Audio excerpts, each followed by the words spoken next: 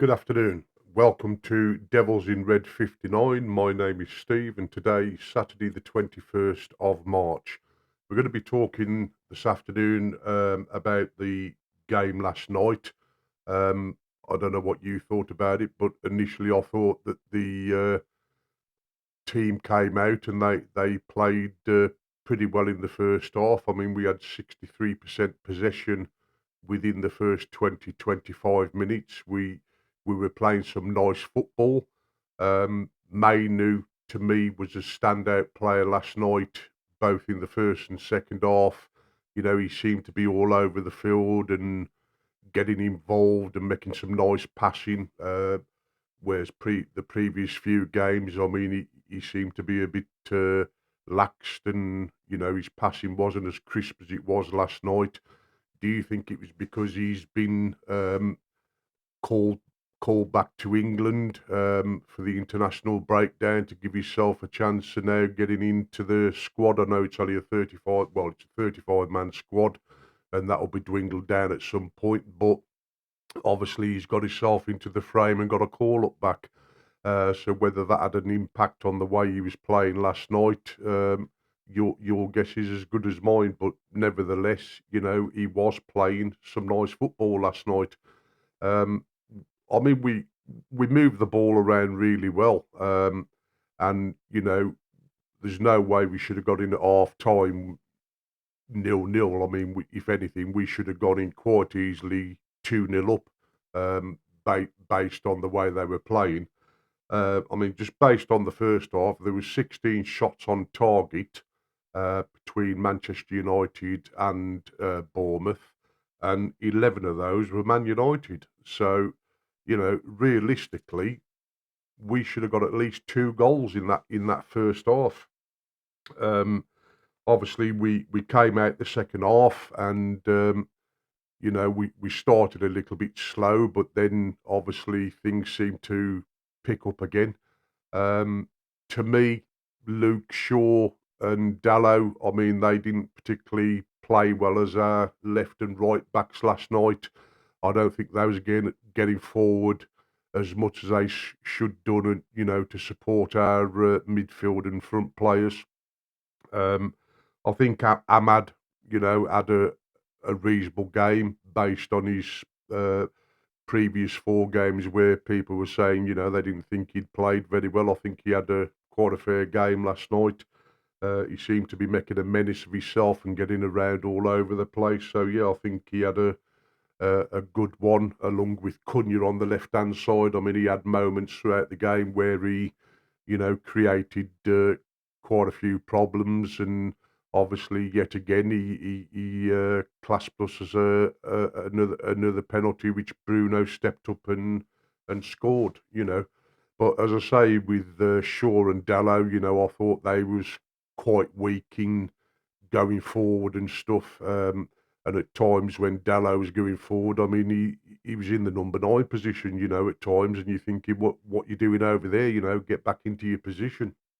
Um, Harry Maguire and Yoro, I think they had a really good game until Harry obviously got the red card, and I don't think anybody can moan about that particular red card. You know, I mean, there's times that um, we've been playing clubs and they've had players sent off, you know, on red cards, which has done us a bit of a favour in some respects. And you know, I think obviously because it's happened to us last night, we can't really moan too much about it. I think it was a justified red card.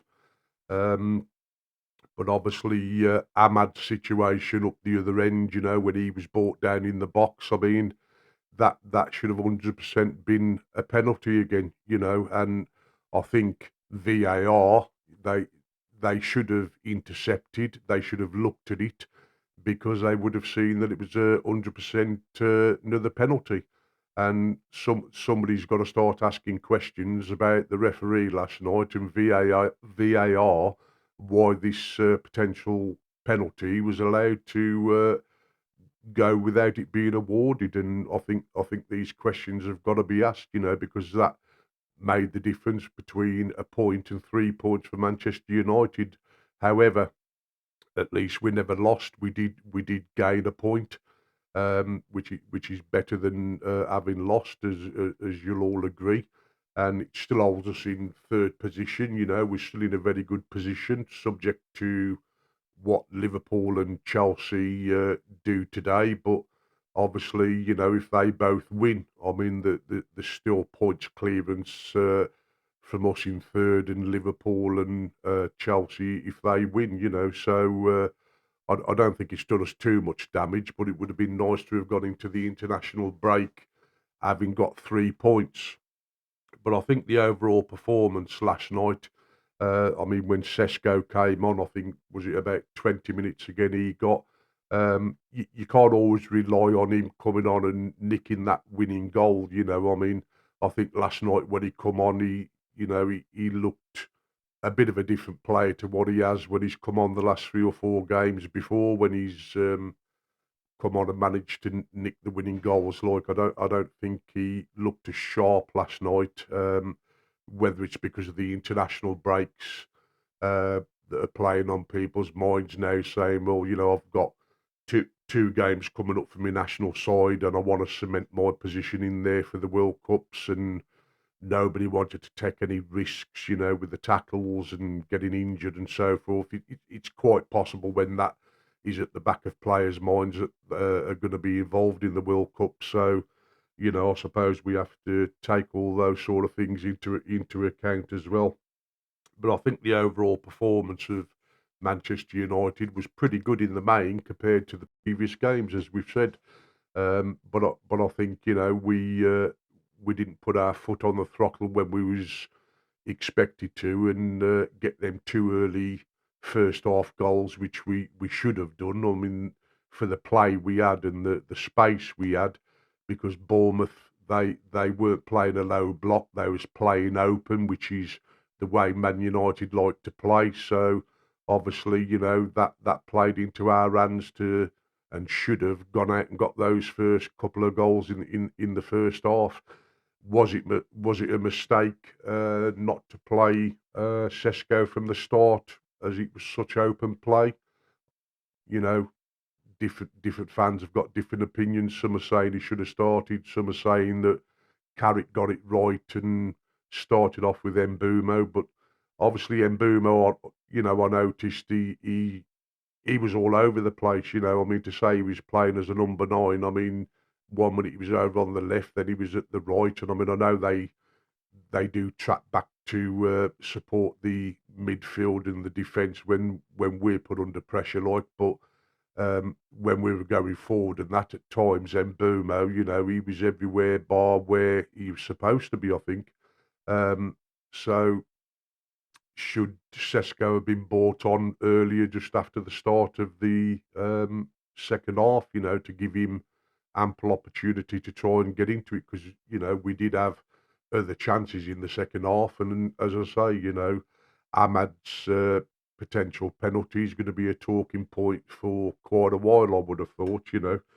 But, you can't always be bitter. We have had luck on our side um, in games where, things haven't gone the way of the opposition, but it's gone our way and it's ended in us getting the 3 points. So I suppose, we have to take it on the chin and get this international break out the way, and obviously come back and hope that we can push on from there. I mean, it's going to be 24 days now before Manchester United get to play again. Um, I don't know how many of the Man United first team are going to be involved with their national sides, but I would suspect there's going to be a fair few of them.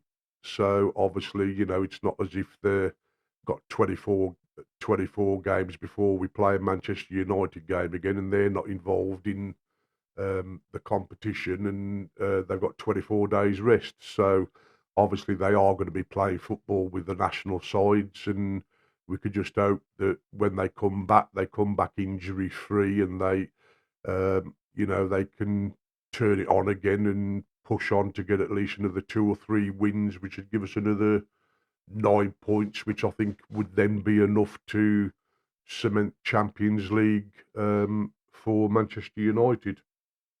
Um, just going off last night's game a bit, do you think that Manchester United have created a smokescreen over Elliot Anderson in the respect of putting it out there for a good number of weeks, if not months, that Elliot Anderson is Manchester United's number one priority? Um, because it's come out today from Romano that apparently Manchester City are in very advanced talks with Elliot Anderson and his agent about signing for Manchester City in the summer. Now, again, as we've said before, I think there'll be a lot of players, and I don't think Elliot Anderson's going to be any different. I think he'll want to know what his future is before he goes away to the World Cup, and he'll want to be knowing that, all right, I'm a Man City player now, so I can go to the World Cup, do what I got to do there. When I come back, I know where I'm going. You know, he's not going to want to come back not knowing where he's going, and people are still battling on who wants Anderson. I mean, obviously, he's been quite strong from Manchester United's point of view that he's their number one target, but is that a smokescreen, as I say, just to try and um, make the likes of Manchester City think, oh, you know, United's going for Anderson and we've had an interest in him, so we better get in there and push it, um, so that it takes the heat off maybe who Manchester United are really after. You know, I don't know. It just seems a funny one to me at the moment because different journalists are saying that, you know, like Romano, that it's very, very advanced talks with Elliot Anderson and his agent, and uh, other reporters are saying that it's not as advanced as people are reporting. You know, it's still up in the air. Nobody's approached Elliot Anderson because they're giving him the respect of trying to keep Nottingham Forest up. So obviously they're not putting the pressure on him at the moment in trying to get some sort of a decision out of him, regardless of who the club is. So you don't really know what to believe, do you? Um, but as I say, we got the international break now, and you would think in that period of time that it will now generate Manchester United to start talking to serious contenders and also the managerial front. I mean that's always going to be an issue as to whether Carrick gets a job or whether he don't, or whether it's going to be another manager, because until such time as Manchester United come out and say, well, based on Carrick's form, you know, he's been the best manager in the league this season, so we've decided to give him a 2 or 3 year contract, or we're not going to give him a contract. We've done a deal with somebody else. Then that's always going to be up in the air, and obviously that's going to affect players that's existingly at Manchester United, and the ones that are leaving, it doesn't really bother. But obviously, potential signings, you know, it's going to affect them because they want to know who the manager is and what his vision is and where they fit into the manager's thoughts, you know, whether it's Carrick or whether it's somebody else. So that needs to start gathering pace now and come to some sort of an end, hopefully, throughout the rest of March, beginning of April, and you would hope by the middle of April we would be able to say we've got concrete championship football, and you know Carrick's going to be the new manager or he's not, and so and so is going to be coming in. So as I say, all that's got to be resolved. But I think also throughout this breakdown, Manchester United have really got to start moving now on their potential targets to try and get people tied down so that as soon as the season's more or less finished, we can start, you know, announcing that we've got 1 or 2 players and who they are coming into the club. So, you know, it gives the likes of Bruno opportunity to think, well, them are 2 decent players that they've just agreed to deals with. So I can go away on the World Cup now, knowing that they're going to do what they say they're doing, and then I'll give it till the end of the World Cup, and if they've dealt the remaining cards that they say they're going to deal, then I'm quite happy to stay. If they don't, then I think it'll be a situation that Bruno has to ask himself a question. It's not the players I wanted to come in, or the standard of players. So, do I want to be part of number 5 projects? It'd be about 5 projects now for Bruno. Um, so obviously, it's going to be a bit of an exciting early summer, I would have thought. Um, so yeah, obviously, get these 24 days out the way, and hopefully within that 24 days, we'll see one or two things starting to happen. Now, I mentioned in my last video that Devils in Red 59 being a new podcast, we are going to be giving away some complimentary t-shirts and baseball caps, and I'll just show you what they're like now. That is the baseball caps with the Devils in Red on it, and they are adjustable on the back to fit obviously the size of everyone's head, because not everyone's is as big as mine. And obviously we've got some Devils in Red white t-shirts, if you can see that.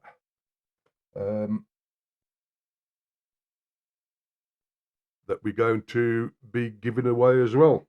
Now, the way it's going to work is we will set a quiz every week, and whoever the winning person is, they will receive one t-shirt and one baseball cap complimentary of Devils in Red 59. So we'll be starting that at the beginning of May. So obviously keep your eyes and ears peeled for that. And obviously, if you'd like to get into it, obviously look at the quiz. If you think you know the answer, get it sent through to us. And obviously, if you're correct, you'll get the t-shirt and baseball cap, and that'll happen every week throughout the month of May. And again, I'd just like to thank everybody that's watched the previous videos that we've done. So please smash a like, because that's always very important, to smash the like button. And please subscribe and share. And I will now be looking at doing a video every couple of days. Over the last couple of weeks, there's been a few days where I haven't felt too good with this bug that's going around, and then all of a sudden you feel okay for a couple of days, and then next day it eats you again, and you're either in bed for a day, or you don't really feel like moving and doing anything. But I think I'm over the worst of it now, so obviously I'll be getting back to doing a video every couple of days again from next week. As I say, please smash a like, subscribe, and share the video.